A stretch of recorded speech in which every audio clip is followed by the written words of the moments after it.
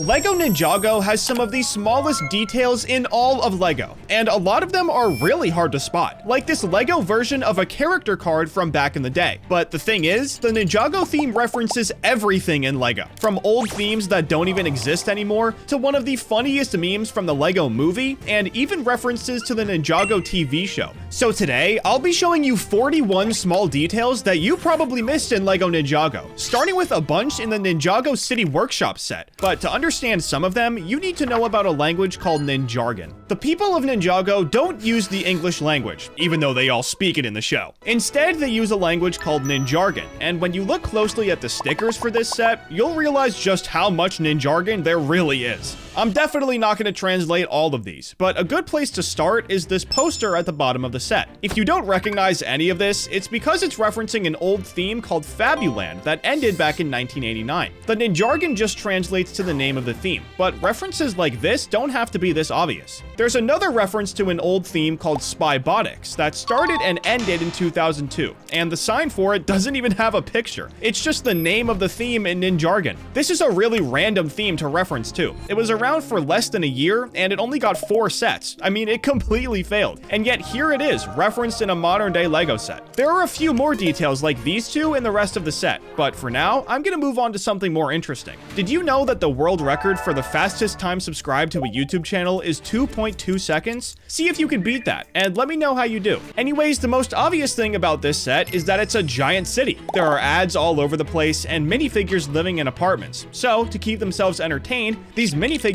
build LEGO sets, just like us. There are mini versions of actual LEGO sets all over the place in city workshops, but one spot in particular has 5 in the same room. There's the original Samurai mech from 2012, Lloyd's Titan mech from 2019, Hull's Titan Dragon mech from 2024, Jay's Titan mech from 2023, and Zayn's Titan mech battle from 2021. Whoever lives here even built and displayed the original Samurai mech too. You get to make a tiny little world when you build this set, so obviously LEGO sets aren't the only thing minifigures do for entertainment. They watch movies too, but to see these, we're gonna have to move over to the Ninjago City set from 2017. The first one is this poster for a movie called Shadow of Ronin, which is actually referencing a Ninjago video game that came out back in 2012. But on the right side of the poster, there's a little circle with the word film, and if you push on it, 3 more posters pop out on the left. Number 1 is actually an ad for a car that costs 40,000 Ninjago dollars, and the Ninjargon just says cars. Number 2 is a movie poster for a Galador movie coming soon. Get that out of here, bro. Ain't nobody watching that. But number 3 is a poster for a movie called Return of the Brick Separator. I guess the first Brick Separator movie in the Palace Cinema set must have done pretty well, but the sequel is rated 18 and up. Sorry, kids. Keeping the entertainment train going, there's also a comic book store in Ninjago City. But if you know anything about these stores, you know they sell way more than just comics. First of all, this place is selling a bunch of random collectibles, but it's also selling the cat poster from the end of the LEGO movie, which is just awesome. You love to see it. But if you go down into the store, you'll find the single employee, who of course is wearing a Galador t-shirt, but you'll also find some comics and some trading cards. The comics are about a spacefaring samurai who only exists in the Ninjago world, but the trading cards look a little familiar. They're all referencing different themes. I don't know what all of them are, but I can definitely see Adventurers, Shima, and the LEGO movie. So if you know what these other cards are referencing, let me know in the comments. Oh, and just in case you didn't know about the crazy sale at the store, you can go over to the ATM and pull out over $1,000 in LEGO money. This ATM is actually functional and can dispense 11 $100 bills in total, which is pretty crazy for a regular LEGO set. But let's go back to the City Workshop set for a minute, so I can show you all the other references to long gone themes. Right above the Fabuland poster, there's a little green logo with some palm trees on it, and the Ninjargon translates to Paradisa. I had never actually heard of it before making this video, but this is an old sub-theme to the town theme that ended in 1997. Another poster that's pretty similar is this one all the way at the top of the set. Now, because of the ninjas, you might think this is referencing Ninjago, but that's where you're wrong. This poster is referencing the ninja sub-theme from the castle theme that ended in the year 2002. The 3 minifigures are Ninja Ito, one of the Shoguns, and Ninja Red. But the thing Red's flying and the building in the back are also from the ninja sub-theme. Red is flying the Ninpo Big Bat set, and the building in the back is the Ninja Fire Fortress set. This theme was literally the inspiration for Ninjago, and is probably the only reason we got it in the first place. So this reference actually makes sense, unlike a lot of the other ones. The last old theme I'll show you though is actually still going on today, and isn't leaving anytime soon. Inside the room the ninja poster is on, there's this rack with 4 tiles on it, and one of them has the Duplo bunny being summoned by a wand out of a hat. But wait a minute, there's only one man who'd do something like this.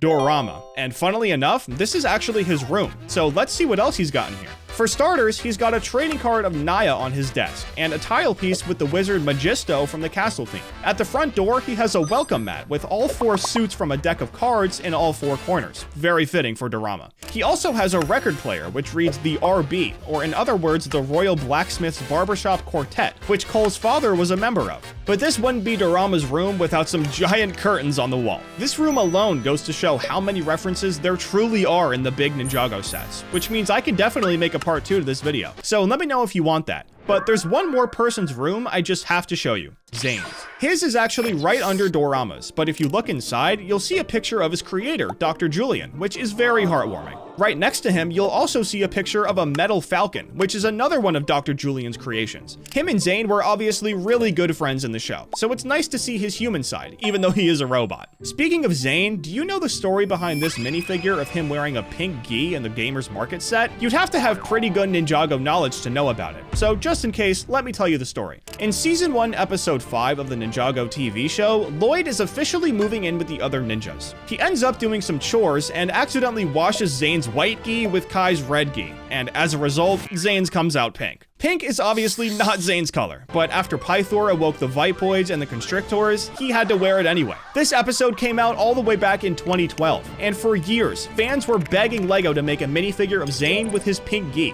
So in 2020, they finally delivered. He made his first and only appearance in the Gamers Market set, and honestly, I have no idea if he'll ever be in another set. So even though it's a lot more expensive than it was when it came out, you might want to pick one up, just in case.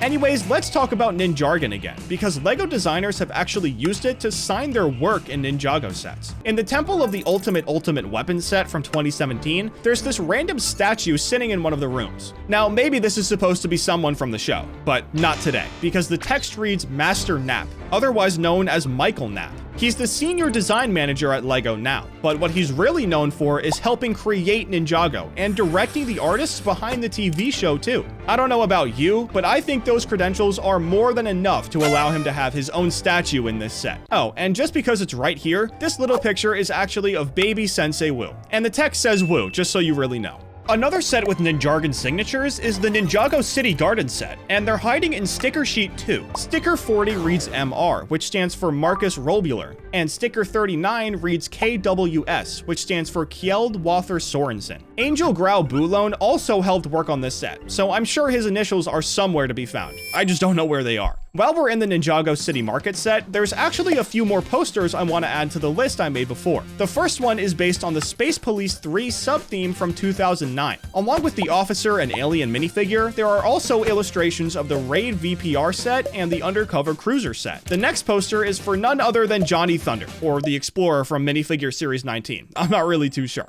The Ninjargon translates to Adventure Island, coming soon, and the mountains in the back actually reference the mountains from the Ninjago sub-theme The Island. The third one is a poster of some minifigures surfing, and a giant mechanical shark flying out of the water. The Ninjargon translates to Terror, Aqua Sharks, and this is probably referencing when Garmadon attacked Ninjago with a giant mechanical shark, but it's not 100% confirmed. All of these small details have been super sick, but you might be wondering, are there any small details that aren't in a big gigantic set? And the answer is yes, absolutely. First, I'll take you to Naya's Samurai X mech set from 2022. Obviously, mechs are a huge deal in the Ninjago universe. I mean, literally everyone gets their own in the end. But one of the first ones was Naya's Samurai mech from 2012. I already talked about how this mech has its own box in the Ninjago City Workshop set, but it's also referenced in this set from 2022. Earlier, I showed you just how human Zayn really is, since he has a picture of Dr. Julian and Falcon in his room. And Naya actually has something similar in the cockpit of her mech.